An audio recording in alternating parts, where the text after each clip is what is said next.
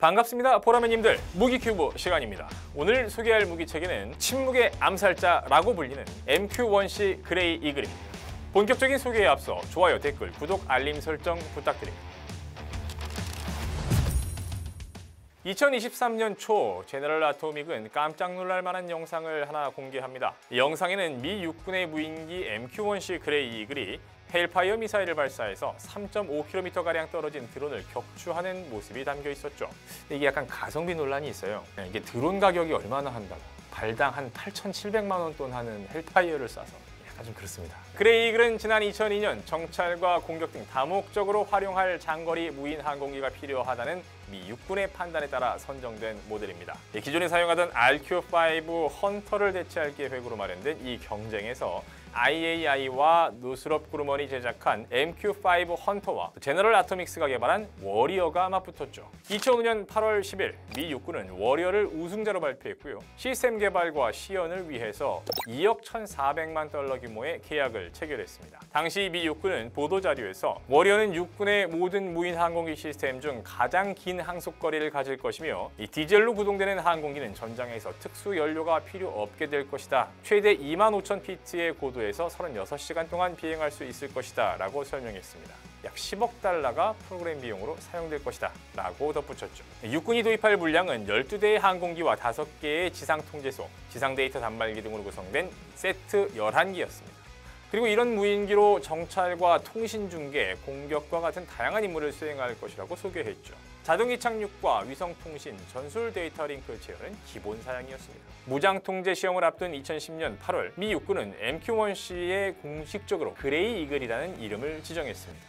그리고 다음 달인 9월 3일 미 육군은 최근 열린 AGM-114 헬파이어 미사일 통합시험에서 6발의 미사일을 발사해서 6발 모두 명중시켰다면서 아프가니스탄에 그레이 이글 넉 대를 배치할 것이다 라고 발표를 했습니다. 하지만 육군의 이런 발표와는 다르게 2011년 3월 미 국방부 개발시험 및 평가 담당 차관보인 에드워드 그리어는 그레이 이글 모든 주요 하위 시스템의 신뢰성이 낮아서 전력화가 지연될 것이다 라는 보고서를 작성했습니다. 무인기가 평균 25시간마다 고장이 나서 100시간이라는 요구 조건을 만족하지 못한다는 내용과 300시간 동안 고장이 발생하지 말아야 하는 지상 통제 시스템은 27시간 단위로 고장난다는 것 등이 적혀 있었습니다. 문제는 생각보다 빨리 해결됐습니다. 2012년 6월 27일 미 육군은 지금까지의 신뢰성 문제는 주로 그레이 이글에 새로운 센서를 추가하면서 발생한 소프트웨어로 인한 것이라면서 소프트웨어를 개선해서 이런 문제를 해결할 수 있을 것이라고 밝혔습니다. 그리고 그 사이 모두 24,000시간의 전투 비행 기록을 쌓으면서 가동률은 약 80% 수준에 이른다고 미 육군은 덧붙였죠.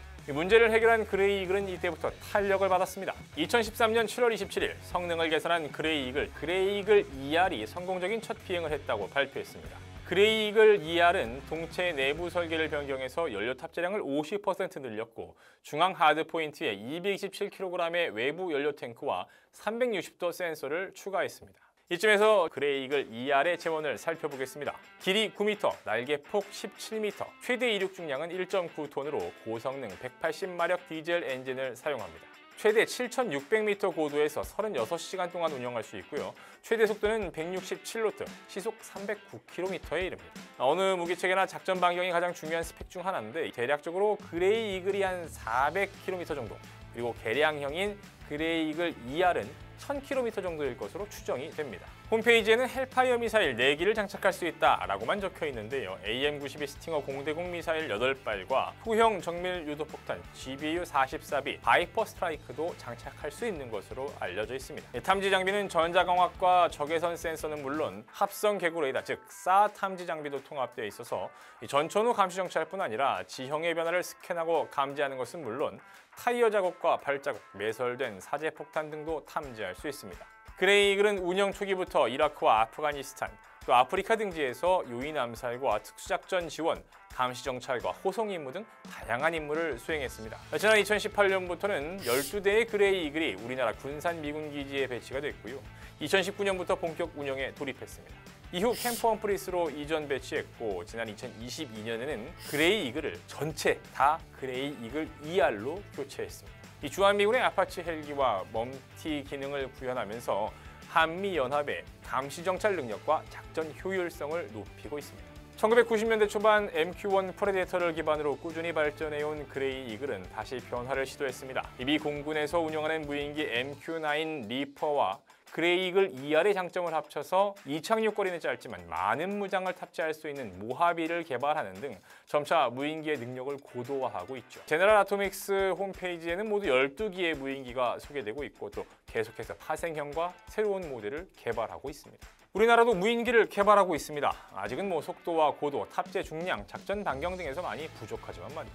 다행스러운 것은요, 지난 2023년이었죠. 아덱스 2023에서 휴니드 테크놀로지스가 개발하는 초고해상도 광역 관측 안테너를 제너럴 아토믹스의 이 무인기에 적용하는 업무 협약을 체결하기도 했고, 또 정부 주도로 5,500파운드와 10,000파운드급 무인기 엔진을 개발하는 등 무인기 능력을 고도화하기 위한 노력을 본격적으로 하고 있다는 겁니다. 또 드론 작전 사령부가 창설되기도 했죠. 하지만 업계에서는요, 우리 군의 작전 개념에 무인기를 어떻게 활용할 것인지를 보다 명확하고 구체적인 운용 개념을 수립해야 한다, 이렇게 요구를 좀 하고 있습니다. 기술적인 발전과 함께 어떤 무인기를 어떻게 효과적으로 사용할 것인지를 정해야 하는 것이 지금 이 시점에서 아주 중요해 보입니다. 여러분의 의견 댓글로 남겨주세요.